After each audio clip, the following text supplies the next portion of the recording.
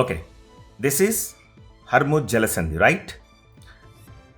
ఈ పార్ట్ అంతా కూడా Iran, this is Oman and ఇది యుఏఈ పార్ట్లోకి వస్తుంది. సో ఈ జలసంధి ఒమన్కి ఇరాన్కి మధ్యన ఉందన్నమాట.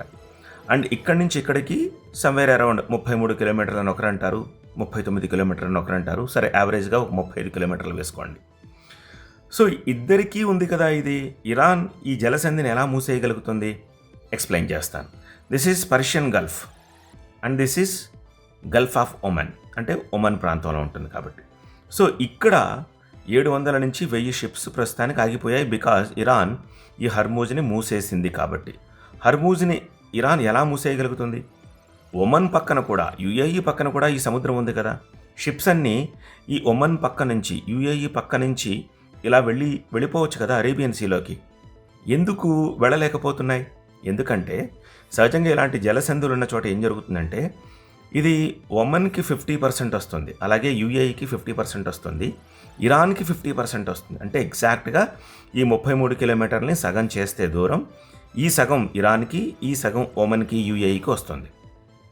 సో ఇప్పుడు ఒమన్ పార్ట్లోంచి షిప్స్ వెళ్ళిపోవచ్చు యూజువల్గా, కానీ ఒమన్ పార్ట్లోంచి ఎందుకు వెళ్ళట్లేదు, ఇరాన్లోంచే ఎందుకు వెళ్ళాలి అంటే, ఒమన్ యుఏఈ పార్ట్లోంచి వెళ్ళడానికి అనుకూలమైన వాతావరణం సముద్రంలో లేదు.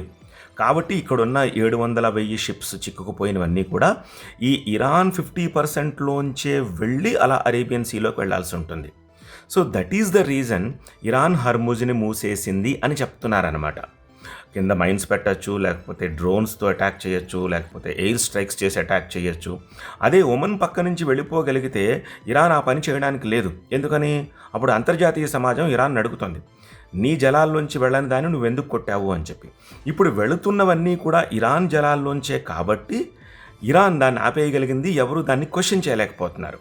సో సమస్య అక్కడ వచ్చిందనమాట. అంటే ఇరాన్ హాఫ్ ఆఫ్ జలసంధిలోంచి మాత్రమే ఈ షిప్స్ ఈ పర్షియన్ గల్ఫ్ నుంచి గల్ఫ్ ఆఫ్ ఒమన్లోకి, అక్కడి నుంచి అరేబియా సీలోకి వెళ్ళగలుగుతున్నాయి. ఆ కారణం వల్ల హర్ముజ్ని ఇరాన్ మూసేయగలిగింది.